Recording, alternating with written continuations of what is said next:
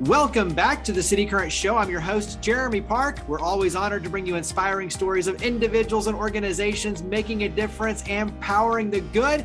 And we love pouring into you with all sorts of expertise. We're talking innovation. We're talking entrepreneurialism. We're talking a lot with Sara Frasca. She's an award-winning entrepreneur and innovation speaker. She recently spoke at our City Current Signature Breakfast. She's actually spoken in Memphis and Nashville, both with us. And she's also the COO of Point Northeast. How are you doing, Sara?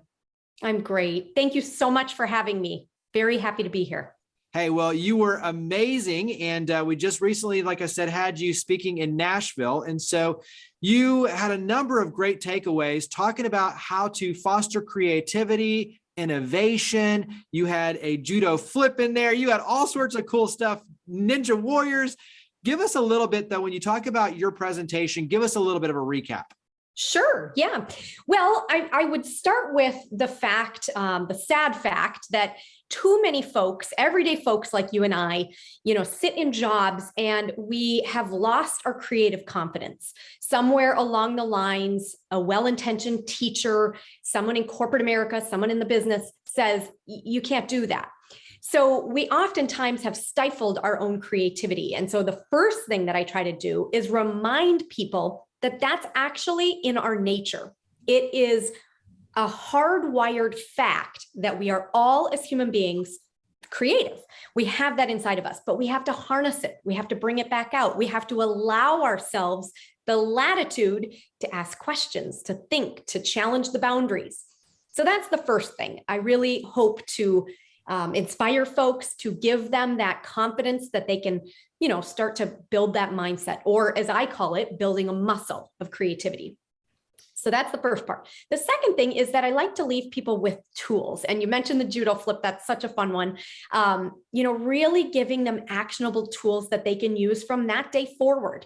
How can they leverage these tools of innovation to really challenge the status quo, to build their teams, to compete in a different way, whatever the case is, they need to do things a little bit differently. And, one of the quotes that I use is that too often we overestimate the risk of trying something new, but we grossly underestimate the risk of standing still. Businesses are springing up all over. Challenges like what we just faced through COVID.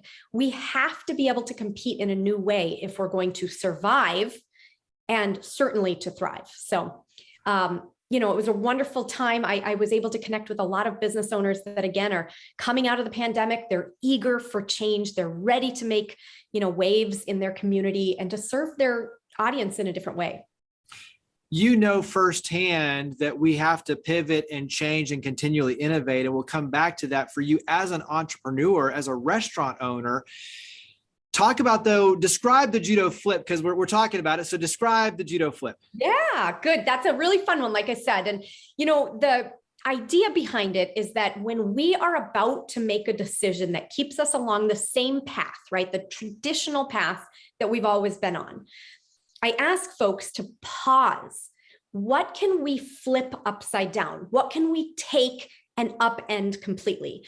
And it's that oppositional nature that truly has fueled progress since the beginning of time. I would say when we think of the exact opposite, it's not always necessary that we go the distance, but it'll allow us a new train of thought. It'll allow us to see new possibilities that maybe we didn't see previously. So the Judo Flip is a great tool that people can use to really unearth new ideas, new pathways forward.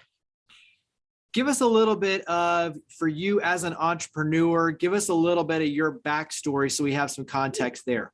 Absolutely. So I started my career at General Mills, which is a consumer packaged goods manufacturer. Wonderful, wonderful place to learn, to grow. The interesting thing is that I started my career and kind of took everything, at its word. I was a part of the system, just kind of learning and growing. I then left General Mills and went into the startup world. I actually was a part of a very kind of invigorated business that was just, a startup, learning, growing. I worked with amazing companies like Coca-Cola and ConAgra and, just different businesses. And so then I actually went back to General Mills. And when I went back, I was different. I no longer felt like I needed to do everything the same way that everyone had always done it. I was starting to question, can we do things slightly different? Could we try this? And so when I went back to General Mills, I think I had a new sense of kind of, we certainly have good processes and systems in the big corporate piece and big corporate process. But what can I learn and take from this entrepreneurial startup? How can we be nimble? How can we make decisions differently? How can we empower our entire team to think, not just taking things at their word, not just going with the status quo. So I think that was kind of the turning point for me. And after that, I became very passionate about studying, researching, understanding that point of difference for me. And now I hope to help not only folks in corporate America and big organizations to do things differently, but how can I help build startups using the power? So it's almost like I help the big guys to be little and I help the little guys to get big. So it's using the best of both worlds. How can I help improve their business, their mission? Yeah. And I love the fact that you can go external and internal. So entrepreneur and intrapreneur in terms of creating change inside the company, just like you said, going back in with a different mentality. And so giving yourself the latitude with the new attitude. So talk about on your end, micro innovation, because I think this is something that you talk a lot about, both in your presentations and also on social media, is that many times we think of innovation as big change, and yet so much of the powerful is in the small change. So talk about micro innovation and why that's so important.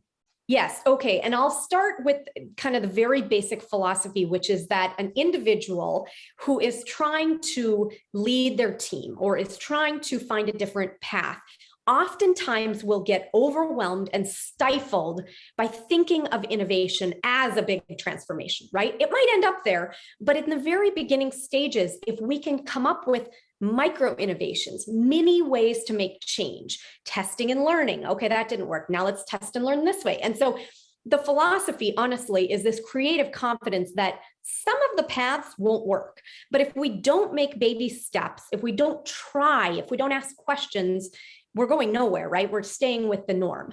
And so again, this philosophy of micro innovations, I talk a lot about it because I'm trying to inspire people to not think of innovations as always big, but to think of them in small bite-sized chunks, which can be more manageable to everyday folks. Along these same lines, Jeremy, I try to tell stories that can inspire people. And I don't tell stories of Amazon or Tesla or Microsoft. People in everyday roles can't imagine budgets that big, can't imagine resources like that. So if you're in a small business, in I'm making this up, Cleveland, how can you relate to the folks at Tesla or SpaceX? So I use stories of everyday people that are making a change, that are truly finding new ways to compete. And all of us can do that. So again, if I summarize here, it's how do we make innovation smaller so that it's more meaningful to us as everyday folks? How is it more approachable? And then again, I really try to make a lot of those stories as impactful as possible and as kind of close to home as possible in coming from wherever it is across the world, but everyday innovators. Yeah. You carry the family tradition forward on your end of being a restaurant owner.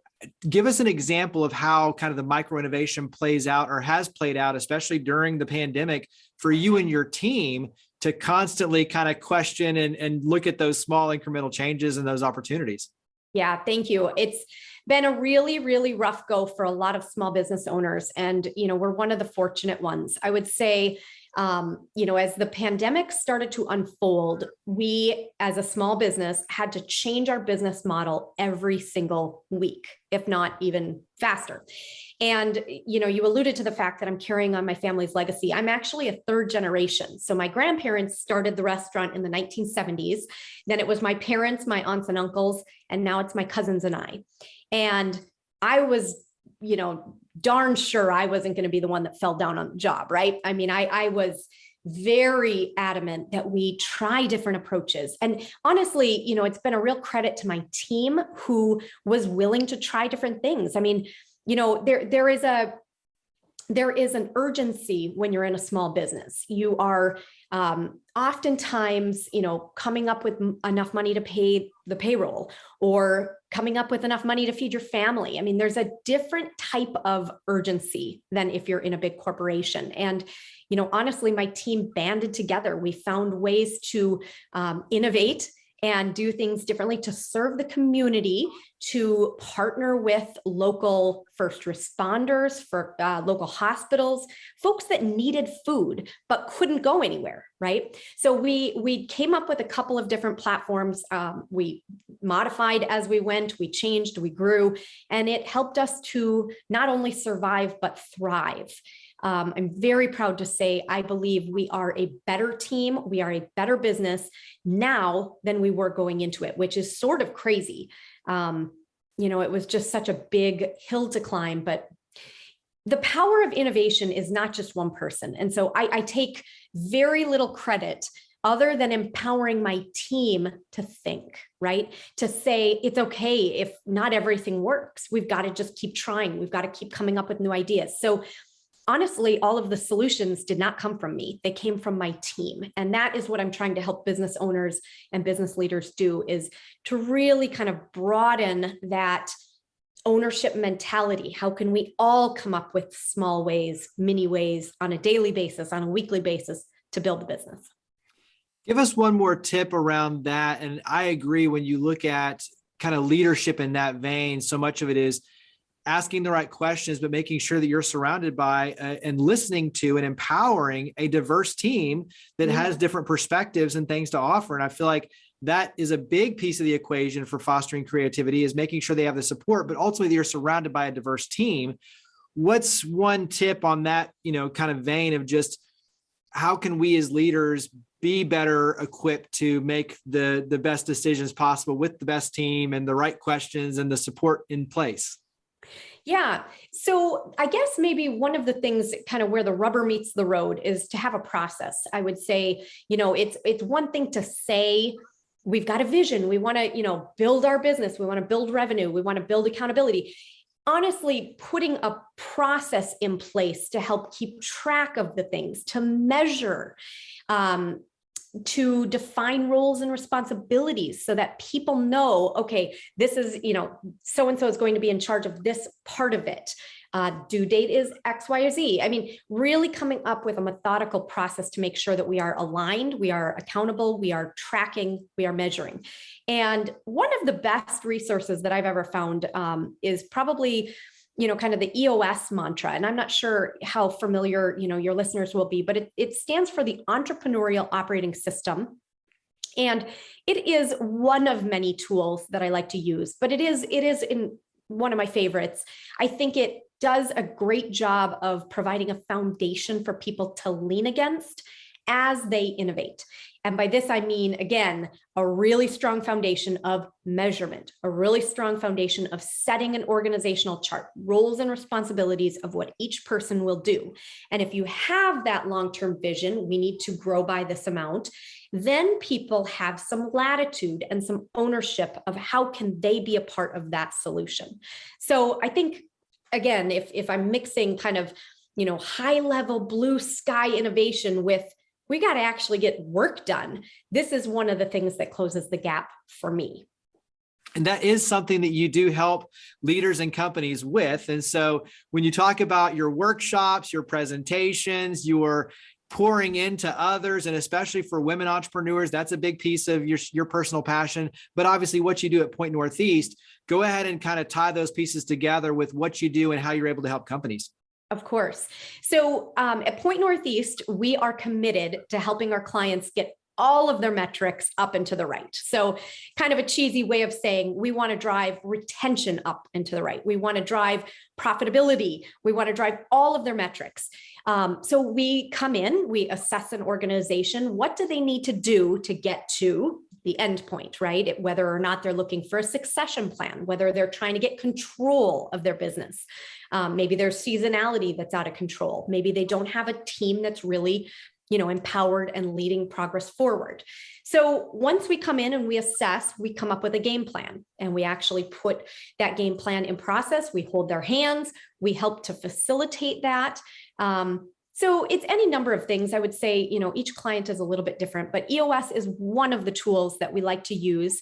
And, again, kind of setting up a playbook for them, and then teaching them how to do it, and then backing out. And we're always there, but we really try hard to make sure that we are leading a client towards an independent path so that they can manage it towards the future. And we kind of back out as consultants and just, kind of are there for them. So that's what we do.